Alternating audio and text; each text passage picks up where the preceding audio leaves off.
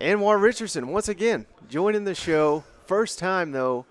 Well, we had you on basically this time last year for SEC Media Days for a much different reason. Coming off Big 12 Media Days, what's your first experience like here at SEC Media Days? Well, it's definitely different.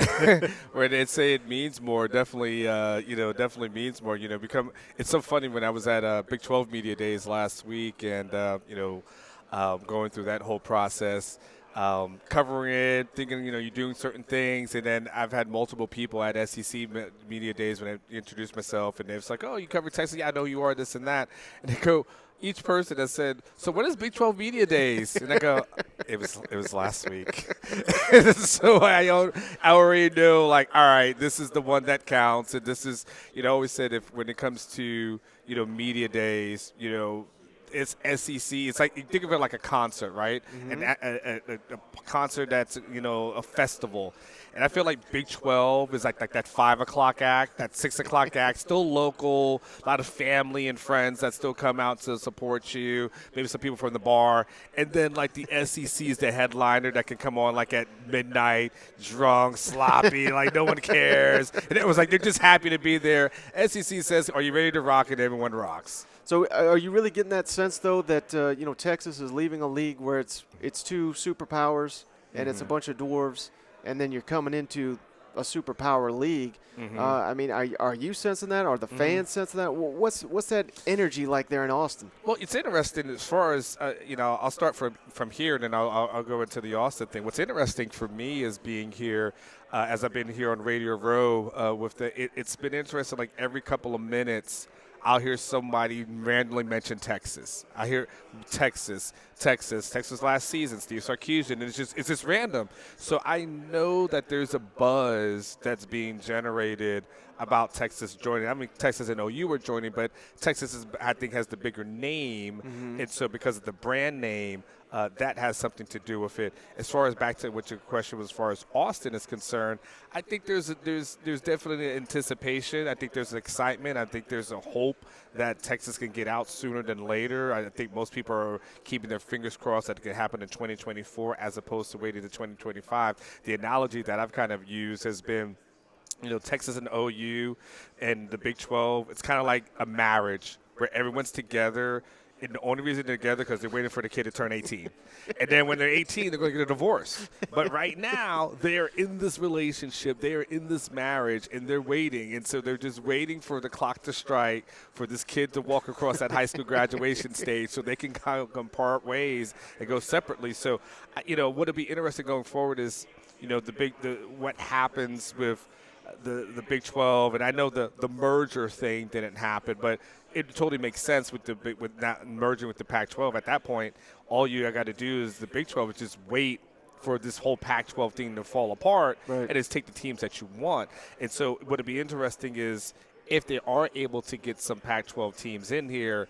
At that point, they're going to say, you know what, Texas, let's just figure out how to settle this thing so you guys can go and we can move on, because I don't know how long they really want that cloud of Texas, hanging over them. Do they want every narrative to be, Texas, or do they just want to make sure everyone gets a payday for Texas coming to town and say, hey, this is your last, major payday because Texas fans travel well. It'll be on a good broadcast. Do they want to do it that way? It'll be interesting to see what your mark kind of does over there. How surprised are you that the Big 12 is doing so well? Because I remember this time last year, that's kind of was the feeling, was the Big 10's, or excuse me, the Big 12's done. There's no chance they survive, yet they managed it. And now, I don't want to say they're in great position, but certainly better than the Pac-12. I mean, it's surprising, because just when, to your point, it's almost like the Undertaker rising from the grave, right? That meme when he rises up and looks over. It is like that because we thought to ourselves, like, when Texas and OU decided to leave, you said, oh, this conference is really in trouble because that was, essentially the conference. They go and add in a couple of teams, but there wasn't a lot of teams that really moved the needle for you. I mean, UCF is a good program, like not being disparaging on UCF. BYU, good program. Houston has had success, in the past, and of course BYU, which is a storied program. But you didn't look at them and say, oh my gosh, you can create these natural rivalries within the conference. Good conference, competitive conference, but nothing that you said would move the needle.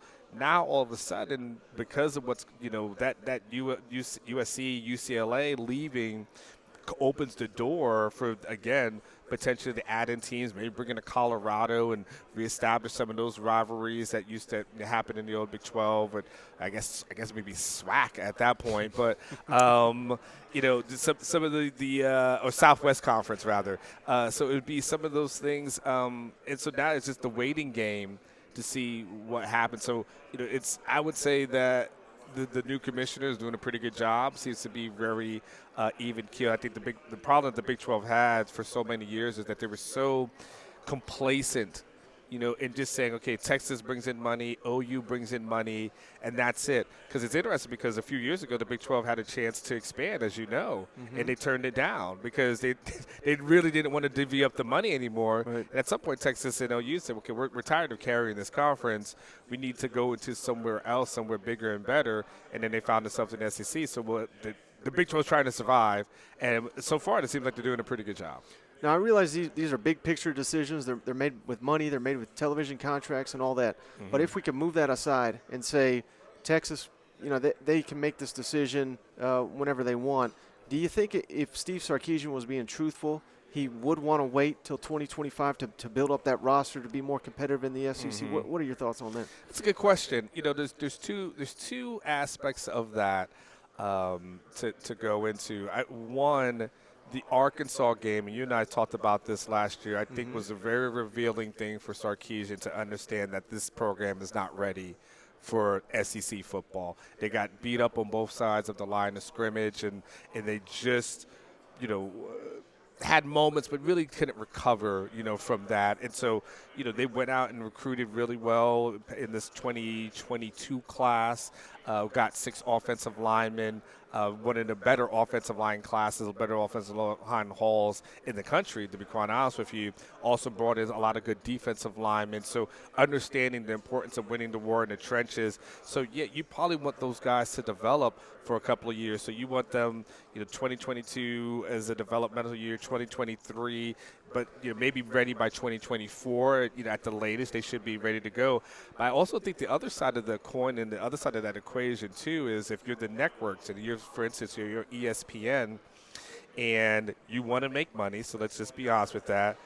The easiest way to make that is to have Arch Manning in the SEC. When you start talking about, let's say Quinn Ewers is here in 2022, and Quinn Ewers is there in 2023, and then he's gone. By 2024, you want to be able to say Arch Manning is going to Ole Miss, be able to sell that. Arch Manning is going to be going to Tennessee, honestly, be able to sell that. And then obviously all the SEC rivalries that the Manning family has had throughout the years, you want to be able to kind of sell that and market that, so you could do that in 2024, and then of course, 2025. But if you are the ESPN, you want the networks, you want that now. You want that. If you could get that in 2024 and get all the years of Arch that he's going to be there at Texas, I think you want that under your umbrella, and you want those rivalries, and you want that for your league. Any surprise that Arch picked Texas? I mean, I know they were heavily involved, but the whole time I thought, go to Georgia, win a national championship. I mean, they're a monster right now. Same thing in Alabama. Yeah. Whereas, Sarkisian's got that track record for sure, but this is going to be a new challenge. Any surprise that he's making that decision? Not making the easy choice, I don't think. Yeah, I don't think. Well, a couple of things as relates to that. He chose Sarkisian more so than he chose Texas. Again, Sarkisian's history of development of quarterbacks, which you're very, very well aware of, what he was able to do at Alabama, predates that at USC for all the years that he was there with Pete Carroll, then, of course, in Washington. So, I mean, you go back from the Carlson Palmer to, Mac Jones, like you could see, like, it's tried and true. I was having a conversation with Bryce Young just today, and he was saying the main reason that he went to Bama was for Steve Sarkisian.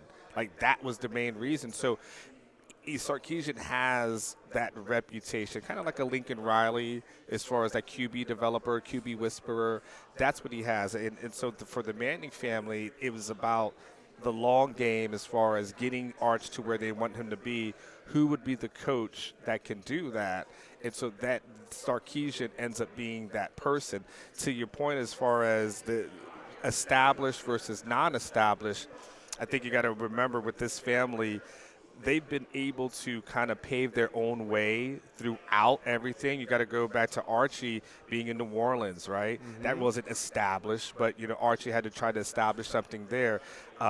You've got Eli going to, Ole Miss, following in his dad's footsteps. Again, semi-established but not established, but then Eli goes to New York, and that's a rebuilding process. Peyton goes to Indianapolis. That's a rebuilding process.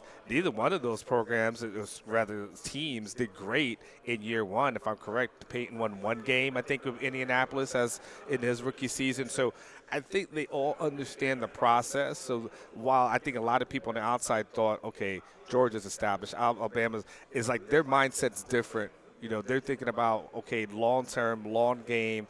And when I would check in with my sources with them after he's loss after loss, Kansas, they never wavered. And the reason why I always believed that he was going to go to Texas was because on paper, Texas gave them every reason not to go when you start thinking about how bad the season was. Right. And the fact that Texas remained in the mix, to me, you already knew what Alabama had to offer. You already knew what Georgia had to offer. The only program that you were waiting to see on really was what Texas was going to be able to do, and that's why I always knew it felt like at the end of the day it would be Texas. I would imagine you've done a ton of Alabama radio because we got a huge game, Alabama at Texas. Mm-hmm. Fox already announced, nationally televised.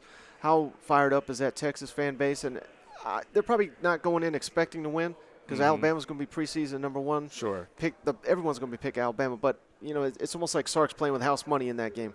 Yeah, he is. The thing is, the challenge that Texas has had has been the non-conference schedule and making it entertaining for the fans, because that's why they've gone out and they've scheduled some tougher teams. They had the LSU. A couple of years ago. It's like the reverse of the SEC, where we don't schedule anybody in the non-conference because the conference is such good games. Correct, and that's the thing that Texas is going to have to do going forward, right? Because they've got Michigan on the future schedule, they've had Florida on the future schedule.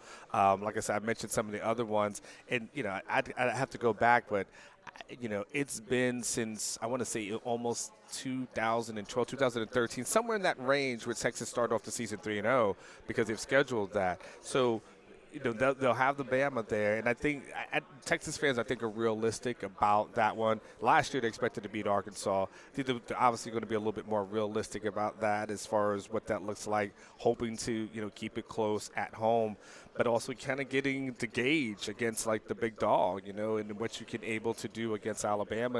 And Texas won't have a bad team. They'll have Quinn Ewers as a quarterback. They'll have Bijan Robinson viewed as the number one running back in the country.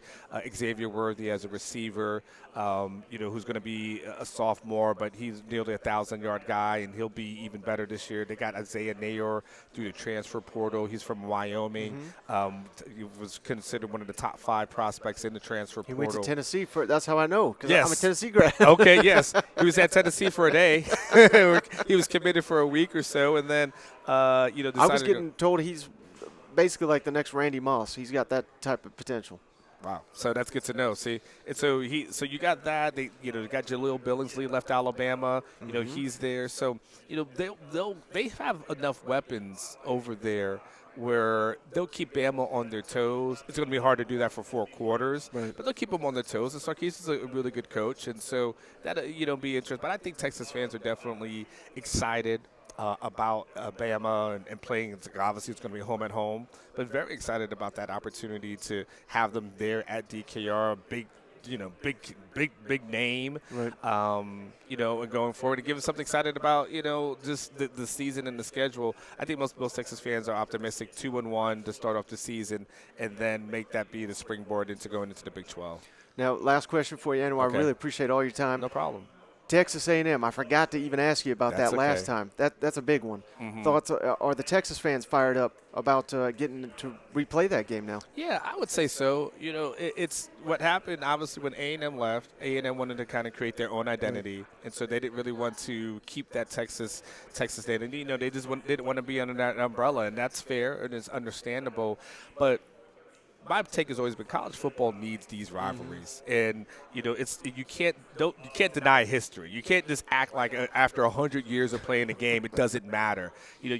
Florida still plays Florida State, right? I mean, Auburn still plays Alabama. Like, you need these historic rivalries. College football They make the needs it. game. There is. It's the thing that you look forward to. The Thanksgiving Day game that used to happen. These are the things that we look forward to. It's hard to imagine, certain world. You could imagine a world where Michigan doesn't play Michigan State at the end of the year. You just it's a bizarre world. USC has to play UCLA, and so I'm glad that this pride thing is going to be put aside. I talked to the commissioner Sankey. I got him one-on-one, and he started saying that it wasn't a 100% guarantee that they was going to do that. They still got to see what the scheduling looks like, and what how many teams the conference, all these other kind of things, but.